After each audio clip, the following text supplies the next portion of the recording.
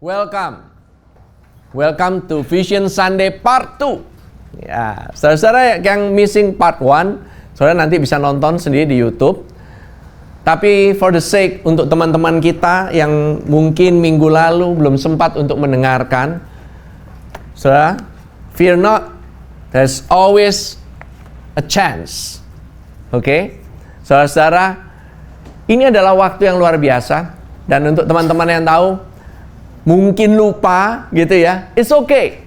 Karena pada hari ini kita akan mengingatkan kembali, kita akan recap kembali. Tapi saudara-saudara udah tahu that kita udah memasuki tahun yang baru, kita ada visi yang baru. So the vision of this year adalah ada yang bilang detox, boleh. Mungkin udah mesti detox mungkin kita ya. Karena tahun lalu mungkin kebanyakan makan gitu ya. Tahun ini kita detox sebelum kita memasuki tahun yang baru lagi, yaitu Imlek. Oke? So teman-teman, sekali lagi I just want to say to you bahwa tahun ini adalah Dektos Favor, the year of Dektos Favor. What is Dektos Favor? Saudara, secara background, why I get this?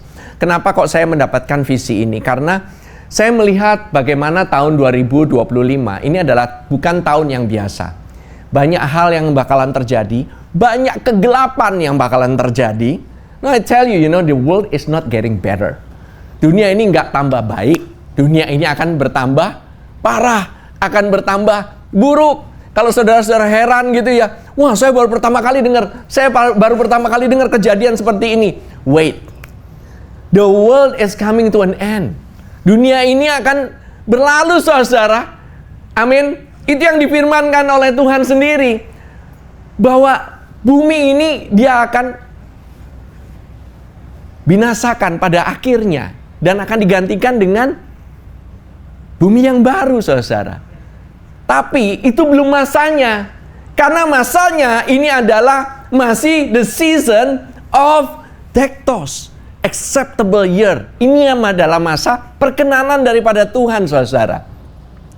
So, be grateful, saudara, bersyukur bahwa tahun ini kebetulan kita mendapatkan vision ini mulai dari tahun lalu, setelah anniversary. Tuhan cuma ingatkan gitu. Remember what the year in Israel is. Apa tahun di Israel? Yaitu PH. Yaitu 2785, yaitu mulut mengatakan kasih karunia. Tetapi kasih karunia ini seperti apa? Bukankah kita selama ini belajar mengenai kasih karunia? Why do we need it more? Because the world is getting darker. Nah, kalau the world is getting darker, kalau dunia bertambah gelap, artinya begitu ada terang, maka terang itu akan semakin bercahaya. Dan saudara, kalau orang nggak bisa melihat terang itu bukan berarti terangnya itu nggak ada. Terang daripada kasih Kristus itu selalu ada. Tapi kalau kita menutup mata kita, kalau orangnya buta, maka dia nggak akan bisa melihat. Bahwa terang Injil itu ada yang membutakan, yang dinamakan sebagai ilah zaman ini. Itu membutakan orang-orang bukan hanya percaya, tapi bukan hanya orang yang tidak percaya. Namun orang percaya pun bisa dibutakan, saudara. Karena apa? So many media, so many fake news, terlalu banyak berita atau kabar buruk yang ada di sekitar kita, sampai kita nggak tahu mana yang benar, mana yang salah, mana yang jahat jadi baik, mana yang baik jadi jahat. Kebalik semuanya. Sesuatu yang nggak normal jadi normal. Dulu kalau orang dengar, ada kaum yang lain gitu ya. Bayangin, gender aja bisa dibagi-bagi. Padahal Tuhan menciptakan cuma 2 gendernya, oke? Laki-laki dan perempuan. Nggak ada another gender. Ya sekarang bisa ada 3, bisa ada 4 gitu ya. Saya juga bingung gitu. Terakhir ada juga saya ngeliat ada yang bi gender, gitu ya. Apakah itu hermaprodit gitu atau bagaimana gitu ya. Tapi that's the reality daripada dunia ini.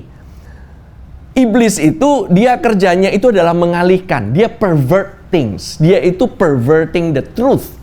Dia itu menyelewengkan kebenaran. Bukan kalau kalian dibohongin, benar-benar dibohongin, nggak pasti kalian tahu, ya kan? Kalian pernah nggak ketipu gitu?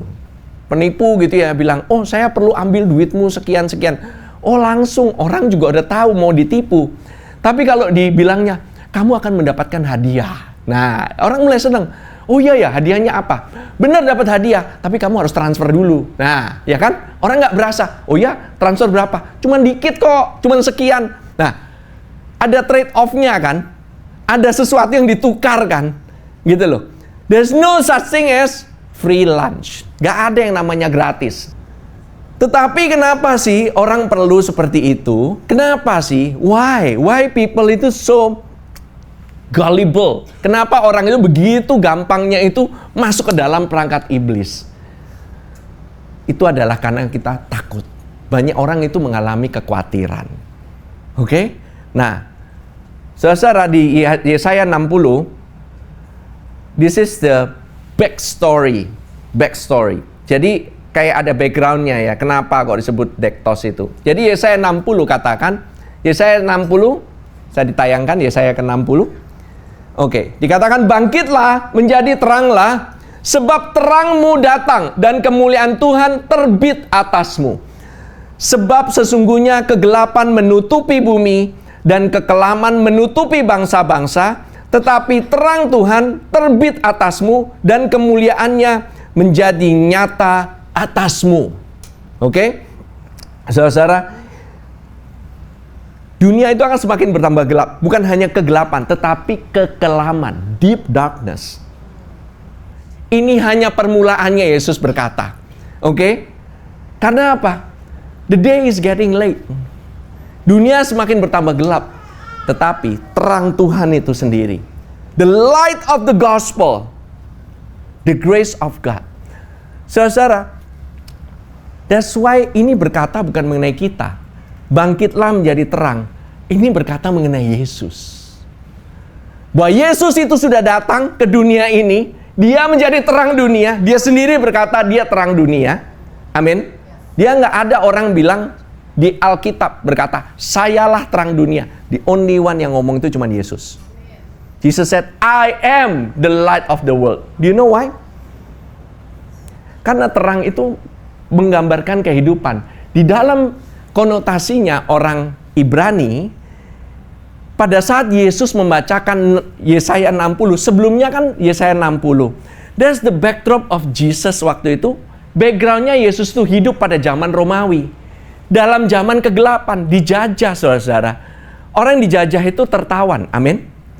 Saudara pernah tahu itu perang di Timur Tengah itu masalah apa? Masalah sandera kan? Saudara pernah tahu nggak, bayangin kalau saudara disandra, disekep. Pernah kebayang nggak orang yang ada di penjara? Kemarin si anak saya bilang, Pastor ayo dong pelayanan di penjara gitu. Oke, saya nggak masalah. Ayo kita kasih kabar baik ke orang-orang di penjara. Tapi itu pelayanan. Itu sebenarnya ya bukan mereka yang benefit. Itu kamu yang benefit. Saya bilang, keuntungannya untuk kamu. Karena kamu akan ngerasain kalau di penjara itu nggak enak. You know, penjara itu orang dikelilingi. Oke, kita nggak ngomong penjara di Indonesia. Karena kita tahu di penjara di Indonesia bisa terjadi hal yang banyak hal gitu ya. We don't know gitu ya. Orang di penjara nanti bisa keluar, bisa kemana-mana gitu ya. Well, kita ngomong penjara pada umumnya lah ya. Pada umumnya. Orang dimasukin penjara itu nggak bisa kemana-mana. Tertawan. Kehidupannya terbatas. Just imagine penjara zaman dulu. Penjara zaman dulu tuh gelap, saudara, nggak dikasih lampu. Sama sekali nggak ada lampu. Saudara nggak dikasih lampu, ditaruh di tempat yang gelap, nggak bisa kemana-mana. Saudara bisa bayangkan nggak rasanya kayak gimana? Ada lampu aja, itu saudara appreciate banget. Karena apa? Begitu ada lampu, itu menandakan ada harapan. Mungkin ada orang yang mau membebaskan saya. Dan Yesus datang. Dia datang untuk membebaskan orang dari penjara. Karena apa? Yesus berkata, dia ini hanya mengemukakan saja. Di Yesaya 61, di Lukas 4 ayat 16 sampai 21 dikatakan, ia datang ke Nazaret tempat ia dibesarkan, dan menurut kebiasaannya pada hari Sabat ia masuk ke rumah ibadat, lalu berdiri hendak membaca dari Alkitab. Oke? Yang dibacakan Yesus ini adalah yang disodorin sama imam. Kepadanya diberikan kitab Nabi Yesaya, dan setelah dibukanya ia menemukan nas di mana ada tertulis. Di sini ada yang Yesus membuka Alkitabnya. Yesus milih ayatnya. Nggak ada loh. Ini ayat dikasih sama kepala rumah ibadat. Dia nggak even buka Alkitab. Seberapa tepatnya nubuatan ini? Dia ada kemungkinan nubuatan itu terjadi. Di setiap nubuatan yang ada di Alkitab itu digenapi oleh Tuhan Yesus. Kemungkinan itu bisa terjadi dalam probabilitas itu 1 dari sekian juta. Tahu nggak probabilitas? Kemungkinan 1 per berapa juta. Can you imagine, berarti sangat-sangat kecil bahwa setiap nubuatan itu bisa tergenapi. Dan ini yang digenapi. Ayat 18. Roh Tuhan ada padaku oleh sebab ia telah mengurapi aku. So the Spirit of the Lord itu mengurapi dia untuk menyampaikan apa? Kabar baik kepada orang-orang miskin. Dan ia telah mengutus aku untuk memberitakan pembebasan kepada orang-orang tawanan dan penglihatan bagi orang-orang buta, dan untuk membebaskan orang-orang yang tertindas, untuk memberitakan tahun rahmat Tuhan telah datang. Kemudian ia menutup kitab itu, memberikannya kembali kepada pejabat, lalu duduk. Dan mata semua orang dalam rumah ibadat itu tertuju kepadanya. Lalu ia mulai mengajar mereka, katanya, pada hari ini. Katakan pada hari ini. Today. Genaplah nas itu sewaktu kamu mendengarnya. Saudara, pada saat saudara mendengar nas ini, today, hari ini, genap nas ini. Roh Tuhan itu ada di tempat ini. Roh Kudus ada di tempat ini. Pengurapan itu ada di tempat ini untuk membebaskan orang yang tertawan, mencelikkan mata yang buta, memberitakan kabar baik kepada orang-orang yang miskin. You know, a person who is poor, orang yang miskin, bukan hanya miskin secara jasmani, tapi kita bisa miskin secara rohani, saudara. Banyak orang miskin secara jiwa juga miskin. Kenapa? Karena kalau orang miskin artinya dia nggak punya apa-apa. Tapi Yesus berkata, blessed are the poor. Amin. Mereka sendiri itu akan dikenyangkan, akan dipuaskan. Mereka akan dipuaskan. So kalau saudara come here hungry, saudara datang ke tempat ini dengan hati yang bilang aku butuh, maka saudara akan dipuaskan. Siapa yang nggak bisa dipuaskan pada saat Tuhan Yesus itu mendengar? Siapa yang marah pada saat itu? Cuman satu orang, yaitu orang Farisi. Bilang, I know it already. We know this. Ini nih ngomongin Mesias. Orang Farisi itu marah waktu di Nazaret. Dia katakan, kamu ngomong maksudnya kamu Mesias. Tapi mereka nggak bisa ngebantah. Karena kan Yesus nggak buka Alkitab. Yang buka Alkitab siapa? Orang kepala rumah ibadat. No argue lagi. Jadi mereka ini merasa marah sekali. Padahal yang diberitakan adalah kabar baik. Orang dikasih kabar baik bisa marah-marah. But that's the reaction. Saudara jangan takut. Kalau saudara diomelin pada saat saudara memberitahukan kabar baik ini, you know, ini ada kasih karunia yang berkelimpahan. Oh, nggak bisa. Kamu nggak bisa cuman pakai kasih karunia aja. Harus ditambahin dengan ini. Wah, marah dia. Bahkan dikatakan dengan kasih karunia toh bisa masuk surga. Kamu sekali selamat tetap selamat. Marah mereka. Kenapa? Saya udah bertahun-tahun melayani Tuhan. Ngomongnya mesti Tuhan gitu sambil getar-getar gitu. Marah. So mad. Kenapa? Jadi selama ini gue kerja itu dianggap apa? Padahal keselamatan gak ada hubungannya dengan usaha kita, amin. Keselamatan cuma ada darah Yesus. Hanya oleh darah Yesus. Melulu karena darah Yesus. Kita menerima grace, kita menerima kasih karunia. Kasih karunia itu cuma bisa diterima, saudara. Amin. Saudara bisa mengalirkan ke orang lain. Tapi, kalau saudara nggak pernah menerima kasih karunia-Nya, bagaimana saudara bisa memberikan kepada orang lain? Haleluya. So let's see apa yang Tuhan itu sediakan bagi kita. The solution solusi untuk kegelapan yang bakalan terjadi pada tahun ini. Kalau saudara merasa banyak kegelapan, banyak ketertindasan, banyak masalah dalam kehidupanmu, Tuhan sudah kasih solusinya. So let's watch the video.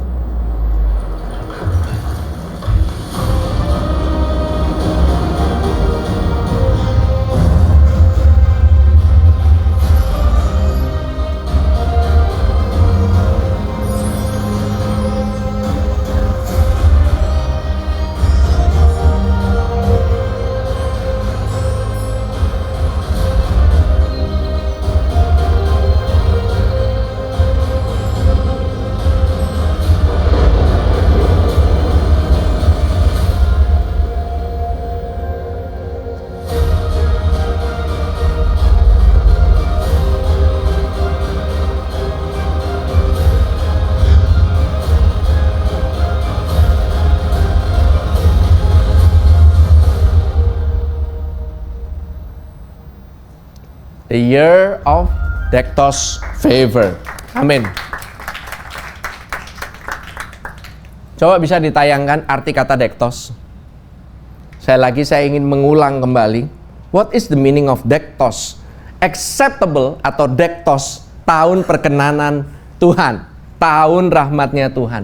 Dektos itu artinya the most blessed time when salvation and the free favors of God profusely abound. Tahu nggak? Jadi Dektos itu menandakan waktu. There is a time, a certain timing. Ada waktu di mana keselamatan dan anugerah yang berlimpah-limpah, yang gratis itu dari Tuhan itu berlimpah-limpah. Nggak ada batasnya bahkan. Oke? Dan ini dari kata bahasa Ibraninya itu dikatakan sebagai, tolong ditayangin lagi. Ratzon. Kata ratzon itu artinya artinya sesuatu yang mengenai dibukakan atau di welcome sama Tuhan. Jadi saudara, waktu saudara diterima sama Tuhan, waktu saudara diberkati sama Tuhan, diperkenankan sama Tuhan, kehidupanmu itu jadi berbeda. Waktu kamu berdiri, waktu kamu cari, waktu kamu ngobrol sama orang, you know that there is favor. Ada kayak sesuatu yang ngikutin kamu gitu loh. Pernah nggak? Ada orang itu berasanya gitu ya, kalau lagi jalan gitu ya. Kalau misalnya ini pasti semua pasti tahu gitu. Kalau saudara pas lewat tempat yang menyeramkan gitu, saudara pasti berasa kayak ada yang ngikutin gitu, ya kan? Pasti ketakutan kan, ya kan? Kalau itu terjadi di hal-hal yang kegelapan, berarti di hal-hal yang terang itu ada yang mengikuti saudara. Pada saat saudara berjalan, kemanapun saudara berjalan, kebaikannya itu mengikuti saudara. Follow you. Saudara nggak mengikuti kebaikan, tapi kebaikannya mengikuti saudara. Tapi di depan, Tuhan sudah berjalan di depan. He is in the future and He backs you up from the past. Dia menyelimuti kamu, menudungi kamu, melindungi kamu di belakang dan di depan. Kamu takut apa? Kamu mungkin takut masa lalumu itu buruk, masa lalumu itu traumatized. Coba tayangin huruf H. Dektos, kalau saudara tahu di D-nya itu ada piktogramnya. Jadi kata Ibrani itu tidak ada angka, tapi ada gambar. Oke, Dektos itu kan dibilang tahun perkenanan. Dektos favor. Kata favor, kata anugerah itu konotasinya dengan angka 5. Do you know why? Kalau saudara perhatikan, di orang Yahudi, huruf H itu adalah napasnya Tuhan. Karena kamu nggak bakalan bisa ngomong H, mulutmu ditutup, nggak bisa. Bilang, nggak bisa kan? Harus ngomong hey. You must blow an air. Harus keluar hey, gitu. Benar ya? Saudara nggak bisa. Kenapa? Tahu nggak? Kalau ngomong hey pelan-pelan sama saudara samping kanan kiri, kalau belum gosok gigi takutnya pingsan. Hey, saudara-saudara. Saudara pada saat ngomong hey, itu tahu nggak artinya hey itu apa? Artinya look, behold, lihatlah, lihatlah. Lihat apa? Kalau orang bisa melihat, terlihat, artinya harus ada terang kan? When there is light, you can see. Orang Yahudi itu melihatnya bahwa huruf He itu sama dengan terang. Terang diciptakan Tuhan pada hari pertama. Let there be light. Dan saudara tahu kenapa kok light itu konotasinya dengan He? Di Kejadian 1 ayat ketiga sampai kelima, saudara cek ada berapa kata light, kata or, light itu or ya, bukan he ya, light itu or, ada 5. Jadilah terang, maka terang itu jadi. Nah, itu terus kamu bacain aja, dan terang itu baik. Itu exactly ada 5 kata terang. That's why it's called he. Dan kalau saudara perhatikan huruf he ini ya, itu ada satu yang kecil, dan ada kayak palang pintu di atas. Yang kecil itu dari kata yod, artinya tangan. Yang gede kayak palang itu pintu, dalet. Tangan yang membukakan pintu surga kepada saudara-saudara. Tuhan, Dia membukakan pintu itu dan menawarkan saudara keselamatan. Salvation is abound. Keselamatan itu ada. Keselamatan itu ada. Hadir di tempat ini. Namanya adalah Yesus. Hey, this hey is a person. Kasih karunia ini, itu manusia. Namanya Yesus. Sama dengan seperti yang orang membuka jendela. He juga berarti wisdom. He ini wisdom, saudara-saudara. Ini hikmat. Saudara butuh hikmat untuk tahun ini. You need wisdom how to manage your finances. Saudara perlu untuk mengatur. Saudara punya usaha. Saudara punya kepernikahan. Anak perlu diatur nggak? Oh, perlu banget. By the way, this year kita akan mengadakan parenting seminar. Wah, pastor, kok nggak anak lagi gitu ya? Kenapa kok nggak youth-nya? No, I feel bahwa parents-nya ini penting sekali untuk mengalami terlebih dahulu, baru anaknya bisa mengalami. Saudara mau kasih tahu itu anak gitu ya, kamu mesti percaya kasih karunia, kamu mesti percaya kasih karunia. You know, if the parents don't believe in grace, the kids will not believe in grace. Kalau orang tuanya menerima kasih karunia, anaknya pasti akan menerima kasih karunia. Do you believe that? Kalau orang tuanya nggak menerima, anaknya nggak akan menerima. Maksudnya nggak, chance-nya lebih kecil lah, bukan nggak mungkin menerima. Dia pada suatu saat dia akan pasti, dia akan menemukan sendiri. Saya dulu waktu ngobrol sama anak saya, waktu itu saya juga bingung gimana ya cara memperkenalkan konsep kasih karunia ini. Saya itu udah dari tahun 2005 saya tahu mengenai kasih karunia ini. Saya coba khotbahin mengenai kasih karunia ini. What happen is kalau orang-orangnya sama, orang-orangnya paham, oke. Gimana anak-anak bisa mengerti tentang Injil, kabar baik? Semudah mungkin. Apakah mereka mungkin bisa mengenal kabar baik? Saya pikir gimana caranya seorang anak bocil begitu bisa mengenal. Do you know? I need to believe first. Saya perlu percaya terlebih dahulu. Kalau saya nggak percaya, anak saya nggak mungkin percaya. Kalau saya mau terima kasih karunia-Nya, kalau saya mau menerima dari Tuhan, anak saya pasti akan terima. Amin?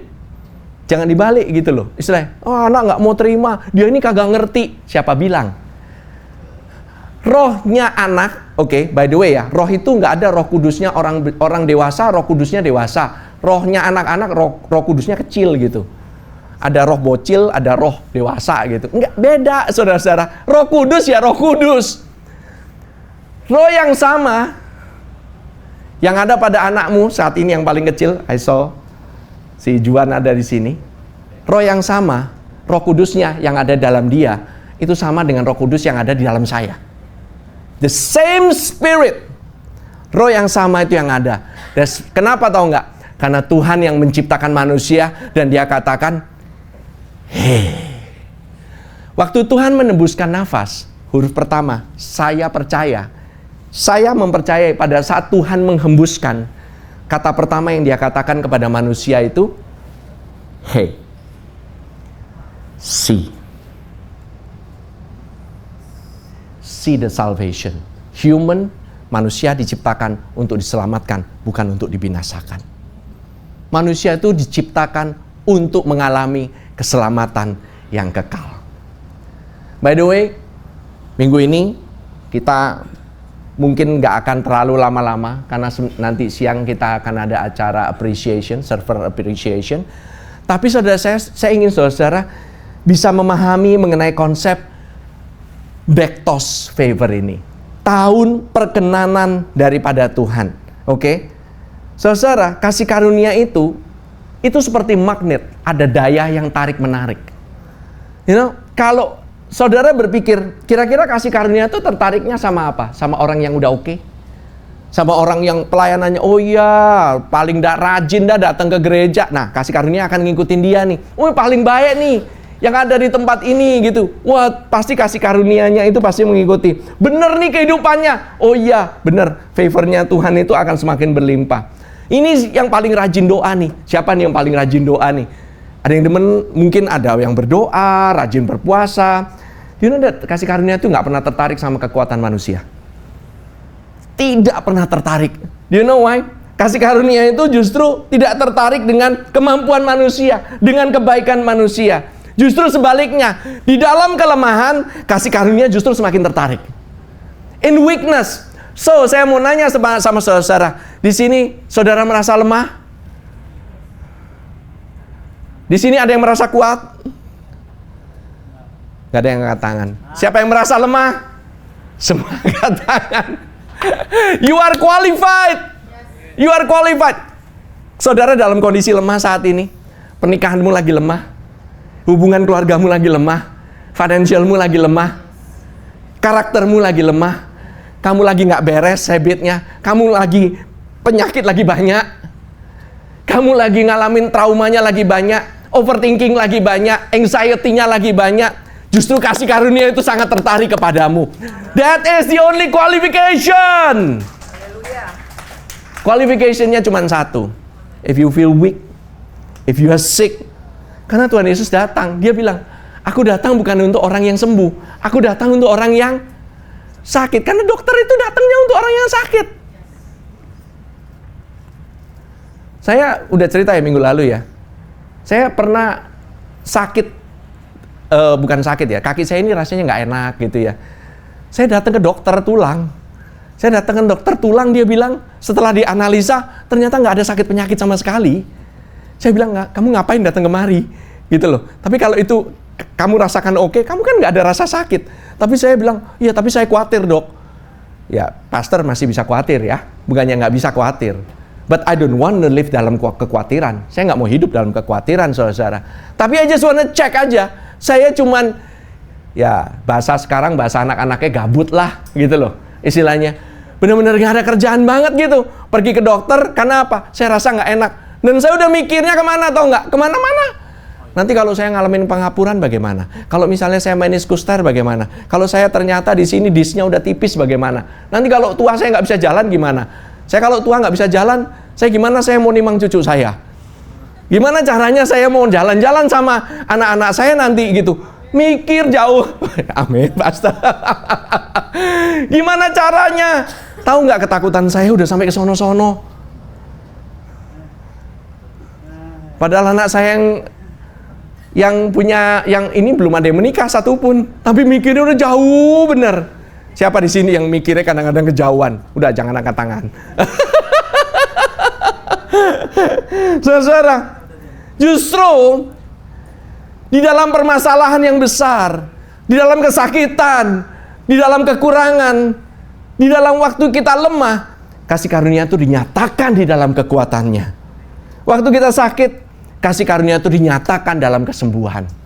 Waktu kita kekurangan, kasih karunia itu dinyatakan dalam pemenuhan kebutuhan yang berlimpah-limpah.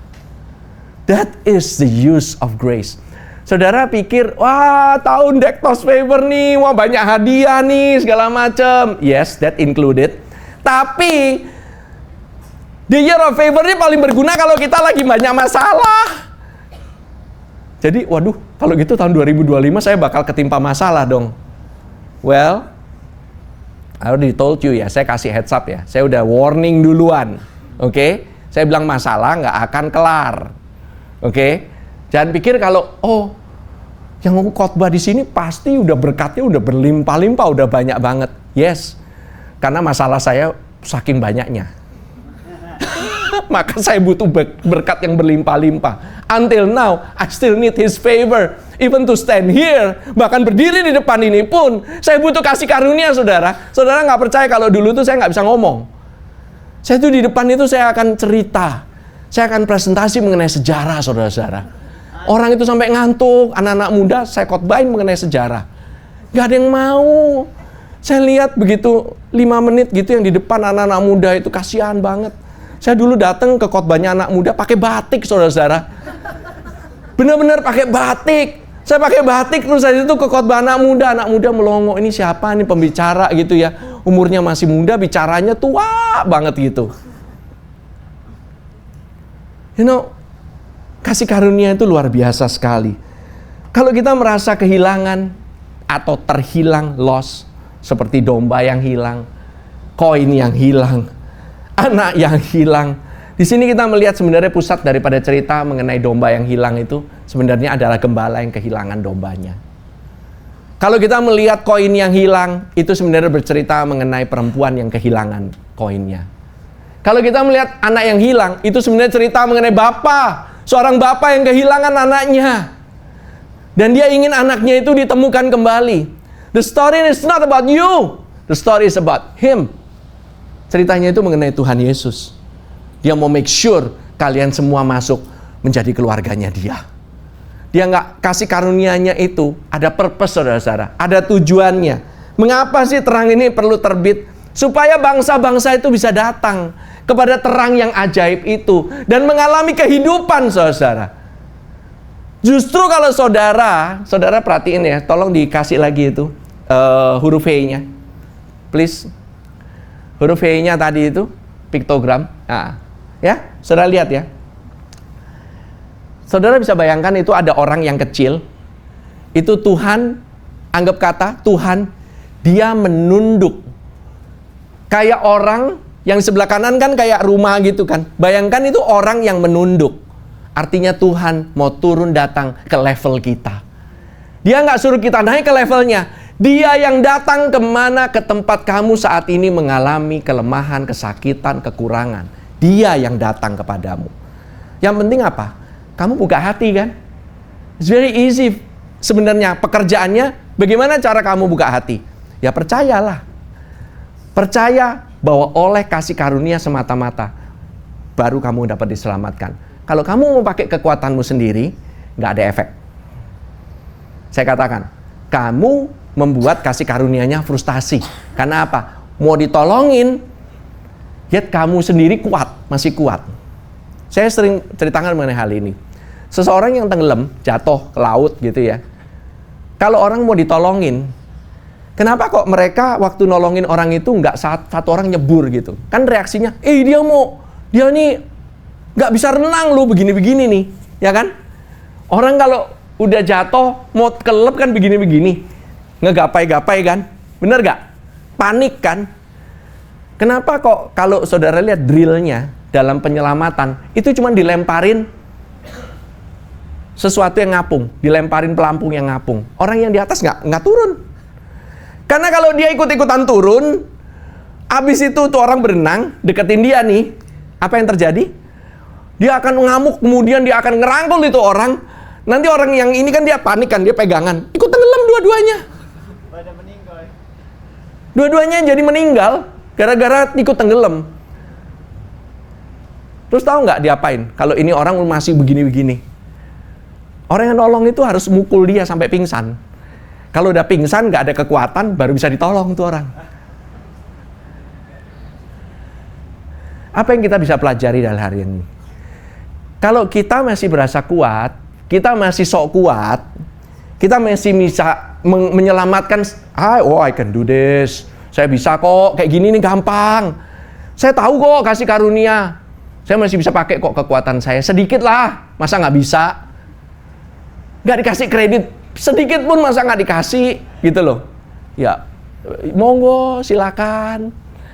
Tuhan bilang silakan. Kamu coba menolong dirimu sendiri, kalau bisa. Kalau saya sih, saya begitu dikit-dikit belajar untuk menyerah dengan cepat. You wanna be successful in 2025?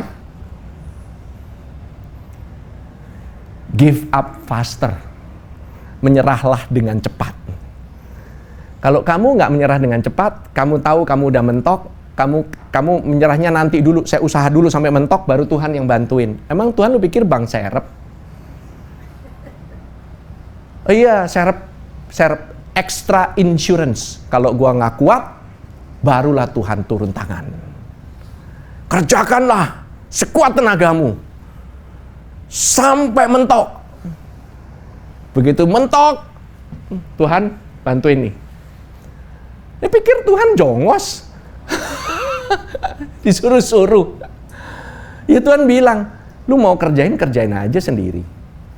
Saya nggak akan even. Iblis itu kerjanya gampang, dia kasih distraction doang. Dia itu cuma kasih distraction, saudara. Ini kelihatannya sih nggak bakalan kelar lagi. But let me close this with this ya. What is the purpose of His grace?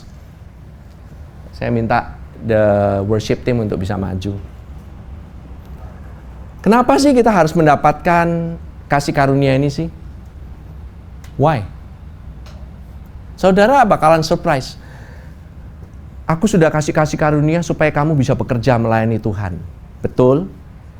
Tapi purpose-nya Tuhan yang terbesar bukan itu. Tahu nggak? Saya mau katakan ya. Efesus 2 ayat 4 sampai 7. Bukan saya ngomong ya. Bukan saya ngomong, oke? Pelajari Efesus 2 ayat 4 sampai 7. This is the purpose of His grace. Ya. What is His grace all about? Tetapi Allah yang kaya dengan rahmat itu adalah kasih karunia ya. Oke? Oleh karena kasih-Nya yang besar, yang dilimpahkannya kepada kita, telah menghidupkan kita bersama-sama dengan Kristus. Nomor 1. Sekalipun kita telah mati oleh kesalahan-kesalahan kita, oleh kasih karunia kamu diselamatkan. Yang pertama, supaya kamu itu hidup. Amin. Kamu itu diselamatkan supaya kamu itu mengalami kehidupan. Meskipun kamu sudah mati harusnya. Yang kedua, dan melalui kasih karunia-Nya di dalam Kristus Yesus, Ia telah membangkitkan kita juga. Amin. Setelah hidup dibangkitkan. Dibangkitkan, saudara. Kalau saudara merasa ada yang mati dalam area kehidupanmu, kamu butuh kasih karunia untuk dibangkitkan.